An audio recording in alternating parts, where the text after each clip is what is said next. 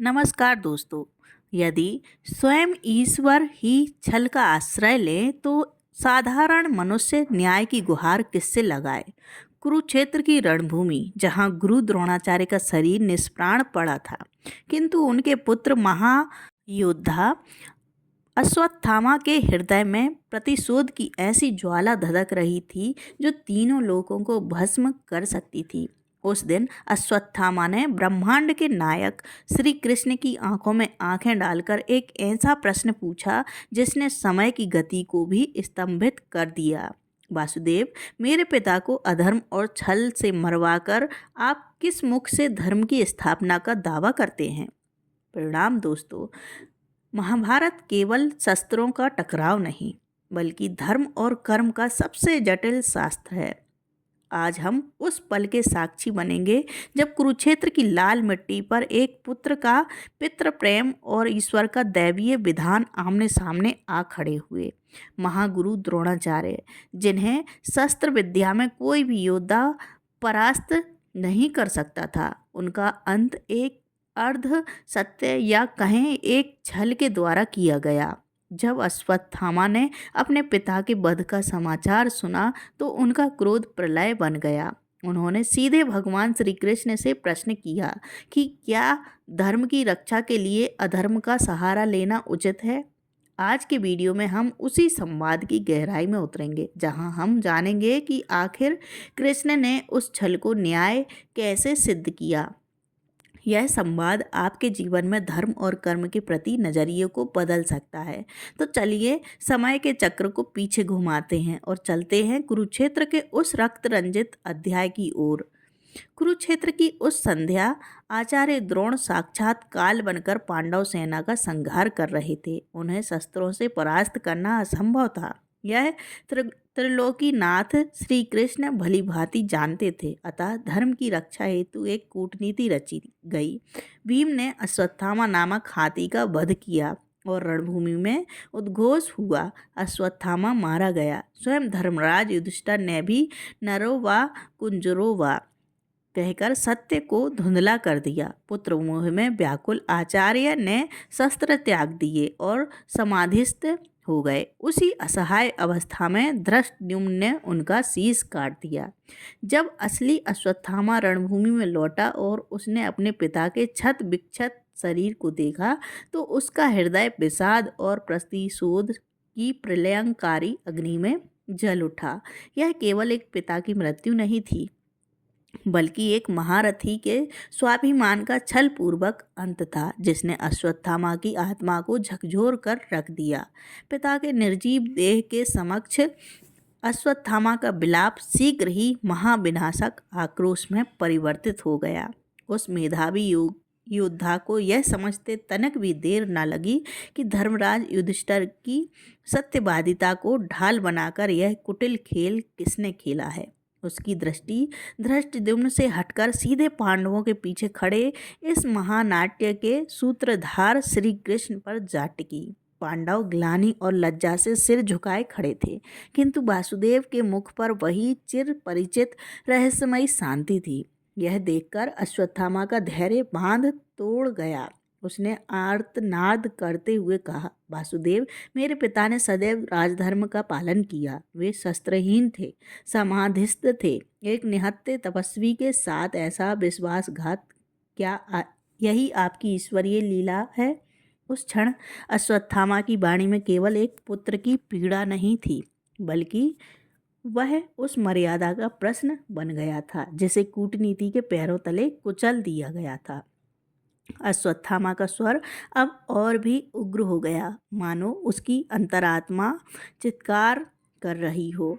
उसने पांडवों को अनदेखा कर केवल श्री कृष्ण को संबोधित किया, हे जनार्दन, आप भली भांति जानते थे कि धर्म युद्ध में मेरे पिता अजेय थे। तीनों लोगों में उन्हें परास्त करने का सामर्थ्य किसी में न था। इसलिए आपने अपनी पराजय के भय से छल का मार्ग चुना। अश्वत्थामा की आंखों से अंगारे बरस रहे थे।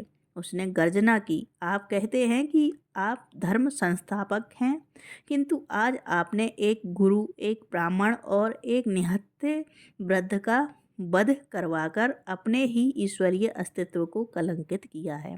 यदि विधाता ही विधान तोड़ दे तो मनुष्य न्याय की आशा किससे करे?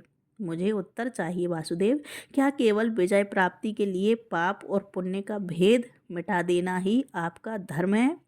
क्या मेरे पिता का वध धर्म सम्मत था?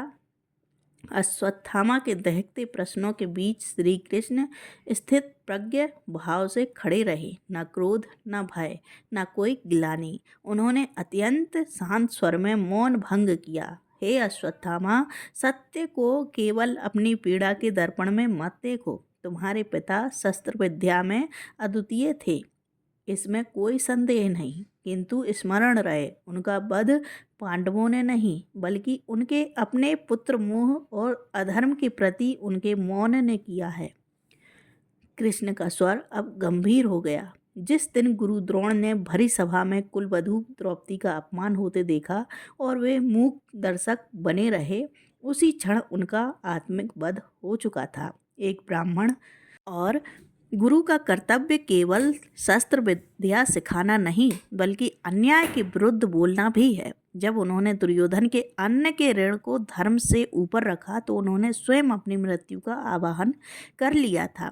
श्री कृष्ण ने अपने वचनों की गहराई को और बढ़ाते हुए कहा, हे द्रोणपुत्र, जब एक समर्थ और ज्ञानी व्यक्ति अधर्म के पक्ष में खड़ा होता है तो वह अज्ञानियों से अधिक भयानक हो जाता है। तुम्हारे पिता ने दुर्योधन के पाप का संरक्षण किया। एक महायोद्धा जब अन्याय की ढाल बन जाए तो उसका अंत ही सबसे बड़ा धर्म बन जाता है। तुम्हें इससे छल कहते हो अश्वत्थामा, किंतु स्मरण करो, जब चक्रव्यूह में 7 महारथियों ने मिलकर अकेले और निहत्थे बालक अभिमन्यु का निर्मम वध किया था, तब तुम्हारे पिता का धर्मशास्त्र कहाँ था? उस दिन कौरवों ने युद्ध के सारे नियम तोड़े थे। जो व्यक्ति स्वयं मर्यादाओं को कुचल चुका हो वह अपनी मृत्यु के समय नियमों की दुहाई कैसे दे सकता है? यह केवल कर्मफल है अश्वत्थामा, और यही अटल विधि का विधान है। श्री कृष्ण ने अत्यंत ओजस्वी स्वर में कहा, हे अश्वत्थामा, धर्म केवल नियमों की सूखी लकीर पीटना नहीं है। जब अधर्म इतना शक्तिशाली हो जाए कि वह नियमों को अपनी अजेय ढाल बना ले, तब उन खोखले नियमों को तोड़ना ही सबसे बड़ा धर्म बन जाता है। तुम्हारे पिता का वध किसी व्यक्तिगत प्रतिशोध का परिणाम नहीं है, अपितु यह लोक कल्याण और सत्य की पुनर्स्थापना के लिए एक अत्यंत आवश्यक बलिदान था। यदि मैं केवल मर्यादाओं से बंधा रहता तो आज यह कुरुक्षेत्र अन्याय की विजय का साक्षी बनता। छल वह है जो निजी स्वार्थ और लालच के लिए किया जाए, किंतु जो कर्म संपूर्ण मानवता की रक्षा और धर्म संस्थापना के लिए हो वह छल नहीं, नीति है। एक व्यापक उद्देश्य की पूर्ति के लिए व्यक्तिगत आदर्शों की आहुति देनी ही पड़ती है। श्री कृष्ण के इन परम सत्य और ज्ञानवर्धक वचनों ने यद्यपि पांडवों के अंतर्मन को दोष मुक्त कर दिया, किंतु अश्वत्थामा की क्रोधाग्नि शांत ना हो सकी। एक पुत्र के अंध मोह और प्रतिशोध ने उसकी विवेक बुद्धि को पूर्णतः ग्रस लिया था। भगवान के ज्ञान चक्षु खोलने वाले तर्कों के समक्ष भी अश्वत्थामा का क्रोध ही विजय रहा। उसने वसुदेव की नीति को अस्वीकार करते हुए भीषण गर्जना की, आपके लिए यह कूटनीति होगी केशव, किंतु मेरे लिए यह केवल मेरे पिता की निर्मम हत्या है। यदि धर्म की रक्षा के लिए आप नियम तोड़ सकते हैं तो मैं भी अपने प्रतिशोध की पूर्ति के लिए हर मर्यादा का विध्वंस करूंगा। उस क्षण कुरुक्षेत्र की भूमि एक ऐसे भयंकर संकल्प की साक्षी बन रही थी जो आगे चलकर अश्वत्थामा के पतन और उसके अनंत शाप का कारण बनने वाला था। भगवान श्री कृष्ण का वह दिव्य संवाद और ज्ञान भी अश्वत्थामा के भीतर बैठे अहंकार तथा प्रतिशोध के अंधकार को मिटा ना सका। उसने साक्षात नारायण की नीति को ठुकराकर विनाश का मार्ग चुना। उसी हठ और क्रोधाग्नि का परिणाम था कि उसने रात्रि के अंधकार में सोते हुए पांडव पुत्रों का कायरता से वध किया और अंततः अमोघ ब्रह्मास्त्र का संधान कर स्वयं अपने लिए युगों युगों का अमर शाप आमंत्रित कर लिया। श्री कृष्ण ने द्रोणवध को धर्म संस्थापना के लिए एक कड़वी आवश्यकता बताया था, किंतु अश्वत्थामा का कृत्य केवल एक अंधे प्रतिशोध की पराकाष्ठा थी। इस प्रकार एक महान और अजय योद्धा अपनी ही विवेकहीनता में जलकर इतिहास के पन्नों में सदैव के लिए एक शापित चरित्र बनकर रह गया। दोस्तों, अश्वत्थामा और श्री कृष्ण का यह संवाद आज के युग में भी उतना ही प्रासंगिक है। यह हमें सिखाता है कि प्रतिशोध और मोह इंसान के विवेक को अंधा कर देते हैं। जीवन में कई बार ऐसा क्षण आता है जब हमें धर्म और नियम के बीच किसी एक को चुनना पड़ता है। श्री कृष्ण समझाते हैं कि नियम मनुष्य के कल्याण के लिए बने हैं, मनुष्य नियमों के लिए नहीं। जब कोई व्यवस्था या नियम अन्याय का कवच बन जाए तो व्यापक समाज के हित में उस नियम को तोड़ना पाप नहीं बल्कि परम धर्म है। अब यह प्रश्न मैं आप पर छोड़ती हूँ, क्या द्रोणाचार्य का वध सचमुच अनुचित था या यह संपूर्ण मानवता की रक्षा के लिए आवश्यक था?